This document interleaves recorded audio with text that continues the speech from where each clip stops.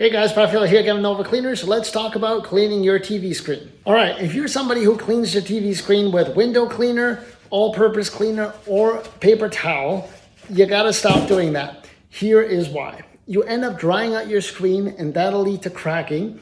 And a lot of all-purpose cleaners have alcohol or ammonium in it, and that will definitely ruin your TV.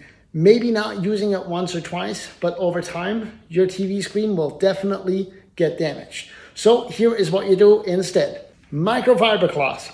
Okay, so 9 times out of 10, I would say your TV screen doesn't need a whole lot more than a proper dusting, but you need to make sure you use a proper microfiber cloth that is properly taken care of, so there's nothing in there to risk scratching your screen. So just a regular microfiber cloth, and you dust the TV screen. Always start top to bottom,